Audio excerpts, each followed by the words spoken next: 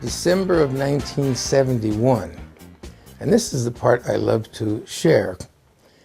In a one-time conversation with Cesar, he said, had I failed with farm workers, I would have organized domestic workers because they're the only other large group of workers in this country who are unorganized and not covered by NLRA. There's no federal guarantee these workers get minimum wage or overtime.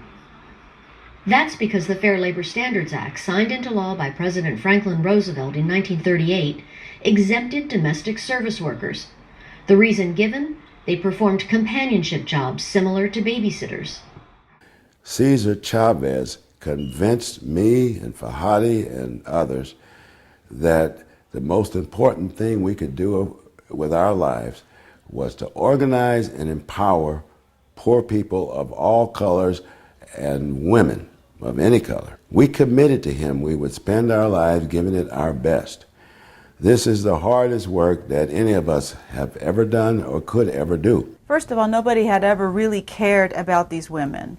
Nobody had ever cared about their working conditions, and nobody ever imagined that it was possible to start an organization that would help them change their economic future. And they weren't thinking about that because it wasn't economically viable. This was uncharted territory. Nobody had done this before. Worse, people said it couldn't be done. There was no work site, so that they had all individual employers, and there was no responsibility taken by the official employers. So the assumption was this could not be done. I first met him in 1972, so we were on PBS 15 hours a week. And they were working with a group that was promoting and just starting something called Kuumba Time, and so I wound up working with them as a disc jockey. And one of the stops on Cesar's media tour was the communications complex because we was on the air and we were glad to have him. He came and, it was gonna last, maybe an hour, and it was something about us. He wouldn't leave, and he just kept talking and listening and talking. And his people, including Richard Ibarra, Cesar, we got all these, we're late for everything, and yeah, I know. He stayed there hours and hours and hours with us. Whenever he found people in life that were new or interested and they wanted to do something, he always made sure he gave him his time. I went everywhere, every stop he made, and followed him around and sat there in awe, listening, and I was totally astounded. It was like something had come over me. I had no idea why I was doing that. I just did it. And then he left. And I'm always looking in the back of my mind for somebody to do that other project. I said, Cesar, I think I found the people who can do your domestic workers union.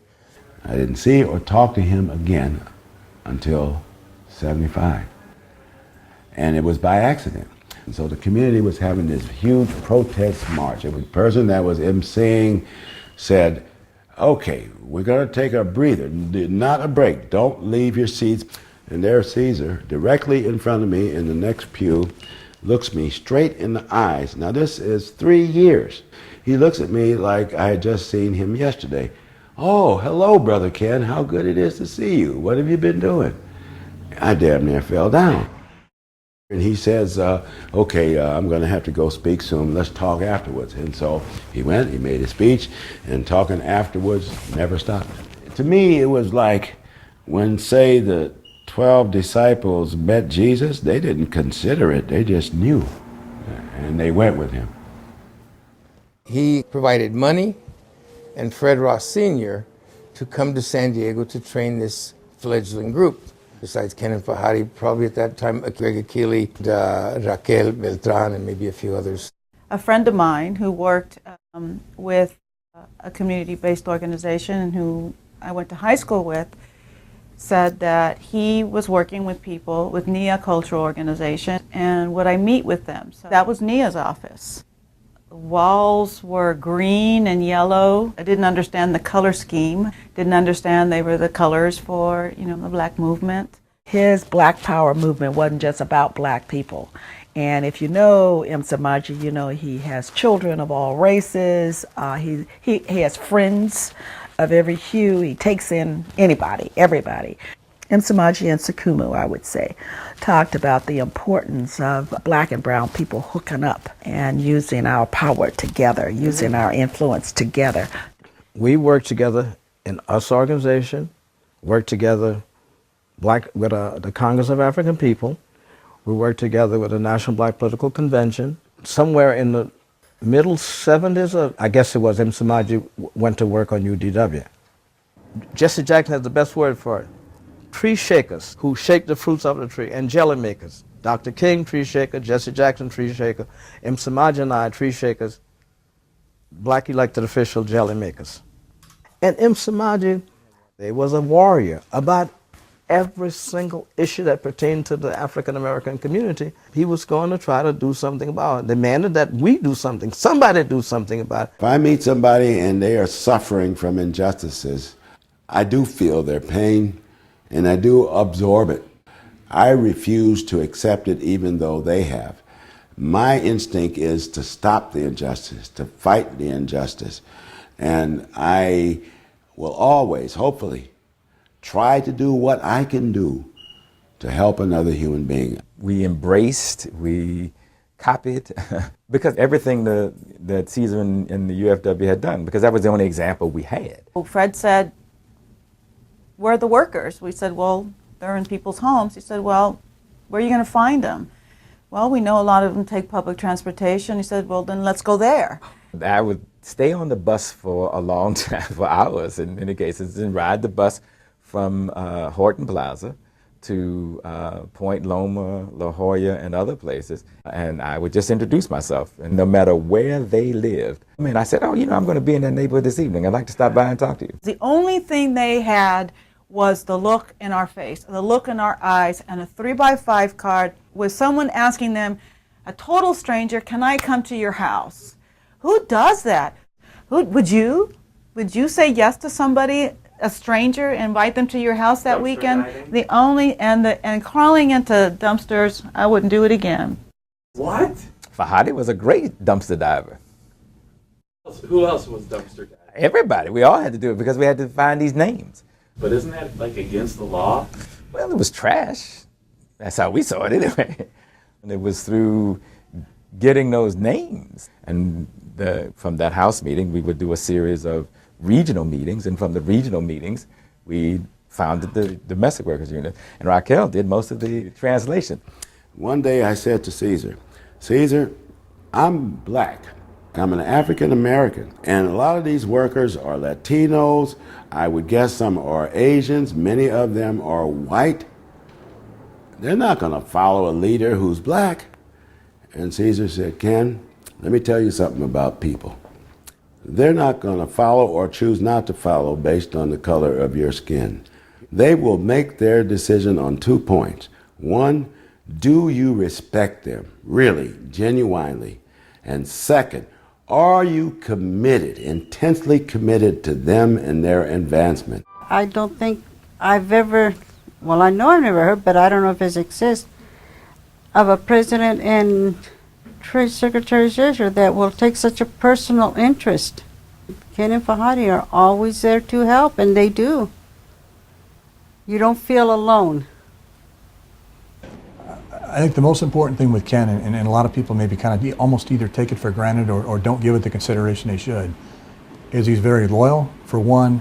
For two, He's very earnest in what he talks about. His heart, everything he's got goes into everything he does. Both my brother Cesar Chavez and myself know Ken very well, and we love him.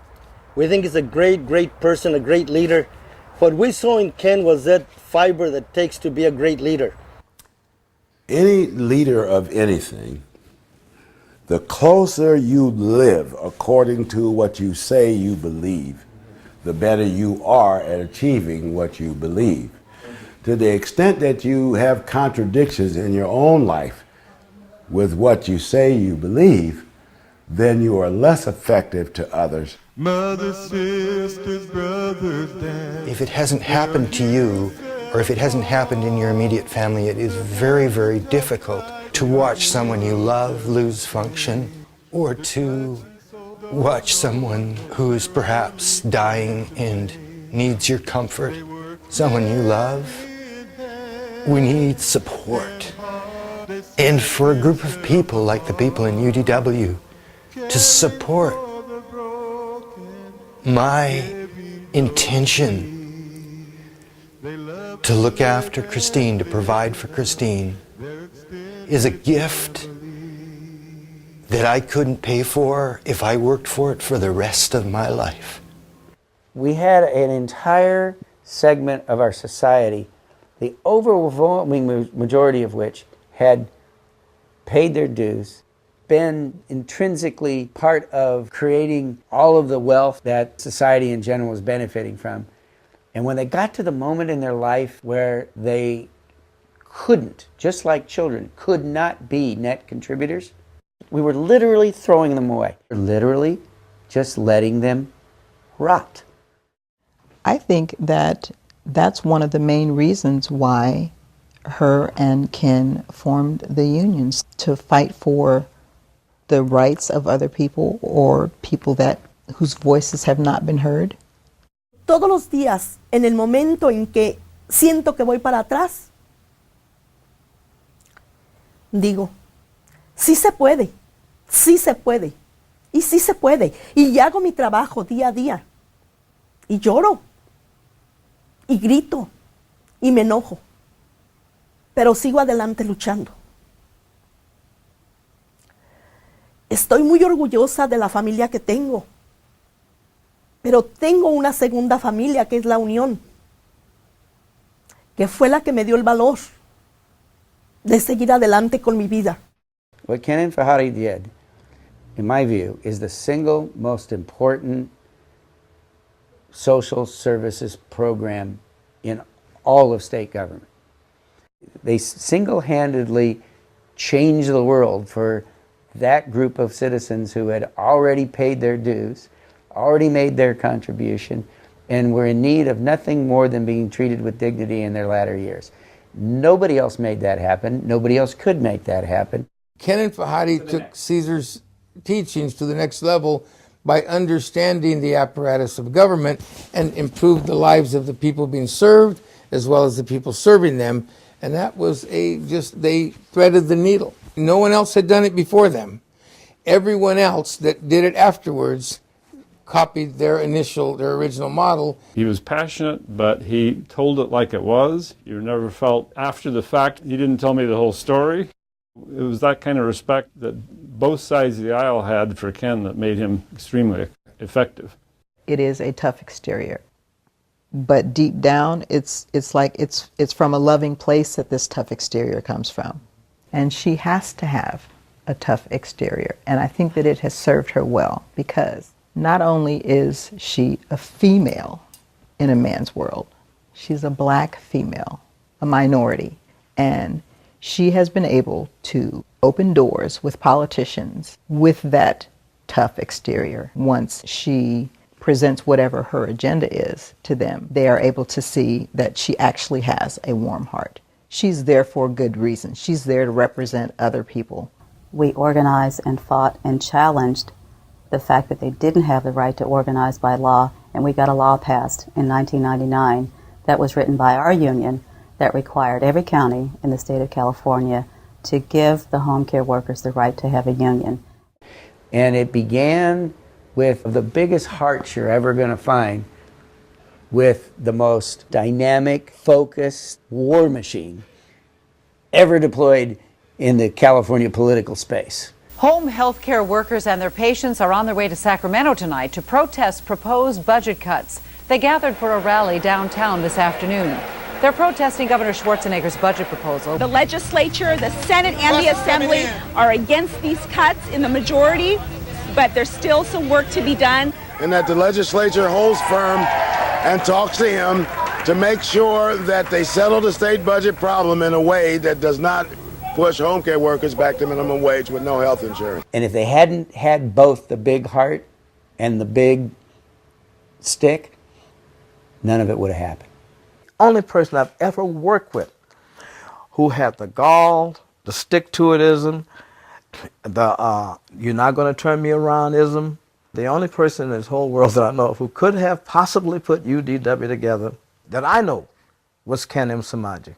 From my history with Ceasar, knowing him as well as I did, I would say if he were here with us today, he would be so excited to take any podium, to tell any audience, any group of any size, of any background, that Ken Seaton Msemaji and Fahari Jeffers and others who helped them along the way were closer to him than many or most of the people who worked with him in the original organization he built, and they made things happen that were bigger than themselves, much as he did.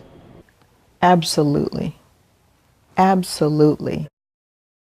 She deserves to be recognized for all the things that she did. In my opinion, she basically ran the union. I know it was her and Ken, but of course, from my perspective, being her sister, I always thought that she ran the union. Behind every great man, there is a great woman, an even greater woman. To the extent of my role as a co-founder and as the leader of our union and our movement, without Fahari, we would not have succeeded. She definitely is a fighter. She is very strong-willed. When I was 10 or 11, Fahari got really sick, like deathbed type sick. I came home to visit, and I didn't know that she had been ill. So he says, well, you know, she took the bar. I said, like that? And he said, yeah. And as he's telling me the story, that her friends that were her fellow students, they carried her into the room to take the bar, propped her up on cushions, and put all the stuff she'd need to take the bar at her desk, because she couldn't walk in the room.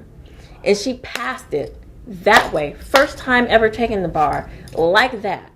And Dad was just humbled by the miracle that is Fahari and all that strength. And his eyes are full of tears because he's just so amazed by who she is. The important thing was that I said, Sugar, I will pray for you, and I have no fear inside of me. No fear. And I want you to have no fear, because you're on the right road, and it was because he was with Cesar. Because Dad is who he is and he loves people, like there's always a new brother or new sister. He knows immediately that he's going to love you and that you're going to be part of his family, and he will say that. So we're talking, and he's like, your sister? And I'm like, well, which one? And he says, Sarita. I said, I don't know who that is. He's like, oh my God, you haven't met Sarita? I'm like, no, I don't know who you're talking about. And so he's like, she's brilliant. She works for UDW, and she's amazing, she's smart. And the whole conversation, we're talking about 20 minutes. Every 5 minutes, he's like, I can't believe you don't know her. I don't think anybody had tremendous faith in my ability to be an organizer at the time. I got a lot of advice. He said to me that he believed that I had good instincts and that I should follow those instincts. And there were times when I thought that my instincts were wrong, and I would ask him, and he would say, it may feel wrong, it may look wrong, but if your instinct says to go with it, then you got to go with it. So they'd spend hours talking in the kitchen, and we'd peek and, who is this man and why is our grandmother talking to him so much? And my grandmother spoke absolutely no English. What? And he spoke absolutely no Spanish. And they spent all night drinking coffee. And we began this tradition of going to church on Sundays. For us, you know, we were always at home or school, very little money. And so for us, that was the highlight of our week. You know, having someone who thought we were important enough to visit and visit consistently.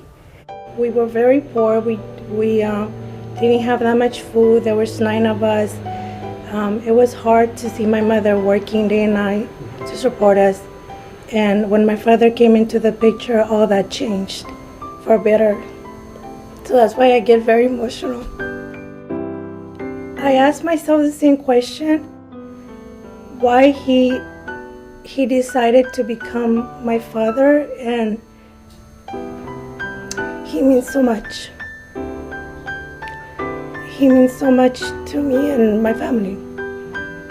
But I remember walking into my dad's office, and I remember seeing one of my certificates on the wall. Just that didn't exist at home. And he would always say, "Christy, you're really smart." I thought, God, if he speaks this, I believed in myself because he believed in me, and I could see it in his eyes. He saw something special in a family that the rest of the world didn't see something special in.